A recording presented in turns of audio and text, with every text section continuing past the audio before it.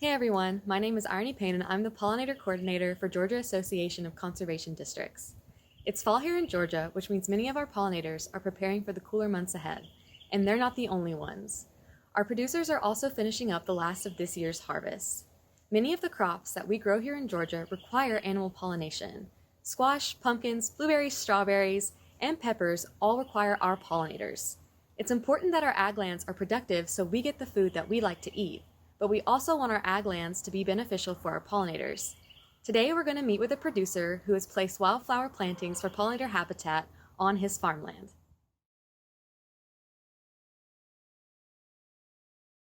Hey everyone, I'm here with Mike Haynes. Mike Haynes is a producer in Hall County, Georgia. Mike, would you mind telling us a little bit about your farm, like what you produce and how big it is? We have about 210 acres here. We used to be in the dairy business full time. Now we're in the poultry business. We have commercial eggs, also beef cattle. We're processing them, selling beef. We're also milking a few cows and selling raw milk. We grow about 180 acres of corn. We chop part of that for silage to feed our cattle and also sell some.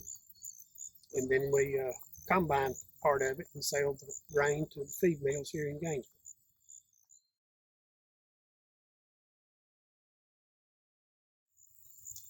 So you've recently added some pollinator spaces to your farm. Can you tell me a bit about how you were able to add pollinator habitat on your property? Well, we were able to go through NRCS. I think it was CSP program to get funded, and we've planted 2 different spots here on the farm, 2 different locations.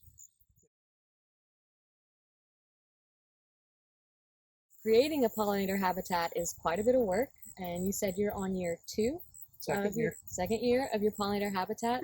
So can you tell us a bit about how you got this started?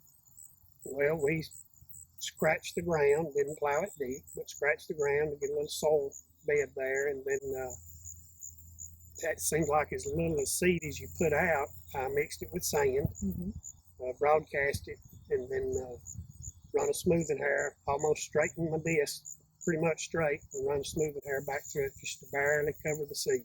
Okay. What season did you put it in? It was late fall. Late fall. Late fall. Okay, and so then the following year, starting in spring, how did you care for this space in each season?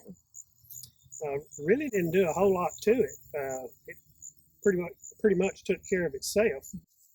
And have you noticed that in fall, spring, and summer, you get a fair amount of blooms in each of those seasons? Oh yes. Yeah. Oh yes. And different. One season you'll have 2 or 3 colors. The next season there'll be 2 or 3 different colors. It's very pretty.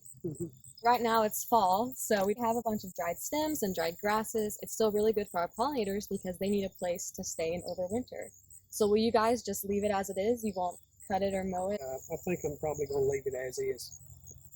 And have you noticed that you've had more pollinator activity in this area since you added this space? Oh yeah. Right across the road there is where I live, and we have our garden and everything over there. And it seems like we have more coming over there, more of the bees, the wasps and stuff coming. What do you grow in your own garden? We grow squash, cucumbers, okra. Well, all of those crops heavily rely on our pollinators, so that's good that you've got this space nearby.